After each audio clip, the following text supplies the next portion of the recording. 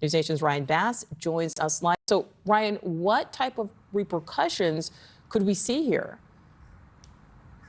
Well, these university leaders could lose their jobs, Nichole, and many are calling for them to do just that. I mean, Harvard's president is trying to now save face here, apologizing for comments that she made during Tuesday's hearing, telling the Harvard campus newspaper that she's sorry and that her words matter.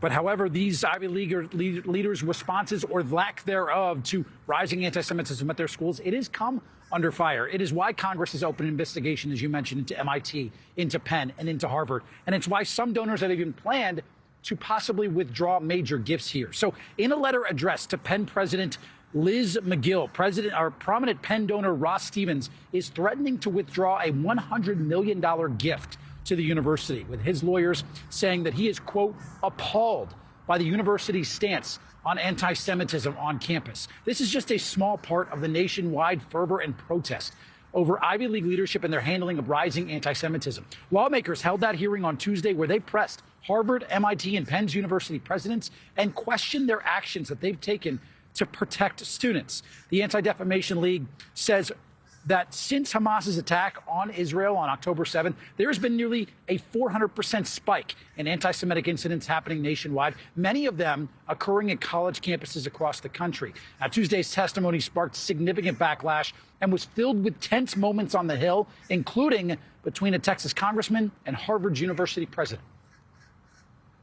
Have any students been expelled or disciplined for bullying, harassment, or these actions that you're listing?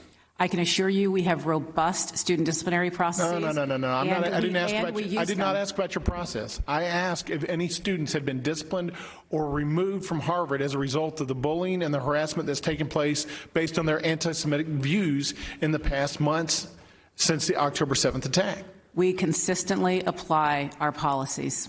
So have any students, can you give me a number? Has it been 2, 10, 20? Or have there been 0 students that have been actually disciplined for their activity, not their speech, their activity? Students have been held to account for any episode in which they violated our behavior-based policies. You know approximately how many of those? Now, prior to today's apology to that Harvard on-campus newspaper, Dr. Gray actually tried to issue a clear stance on Wednesday to the university's X account, where she tried to clarify her statement, saying violence or genocide against Jews has no place at Harvard, and those who do will be held accountable. But critics say that it was too little, too late. Wonder if they feel similarly about today's apology as well. But she's not the only university president that is facing some backlash and being scrutinized here for her stance. Penn's president is also taking heat for not straight up condemning anti-Semitism on campus. How about Huda Fakhreddin, who romanticized the murder of over 1,000 Israeli Jews as, quote, Palestine inventing a new way of life, and clapped as a speaker said Jews should go back to Berlin and Moscow? Why does that professor still have a job at your university? I'm very troubled by what you're describing, Congressman, that kind of... You're speaking out of both sides of your mouth. You're defending it. You allow these professors to teach at your college. You create a safe haven for this type of anti-Semitic behavior.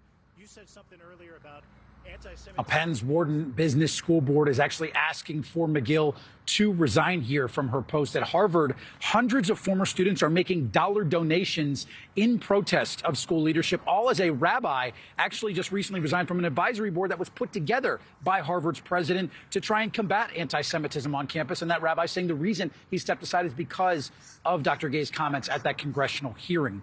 Now, as for MIT, their governing board has actually declared its full and unreserved support of its president in a statement. Still, Nichole, it seems like the pressure is just ratcheting up on all of these Ivy League leaders across the country, and a lot of people are demanding action here. Yeah, certainly very true there. All right, Ryan, thank you. Thank you for watching. Go to newsnationnow.com to find News Nation on your television provider. And don't forget to click the red subscribe button below to get more of News Nation's fact-driven, unbiased coverage.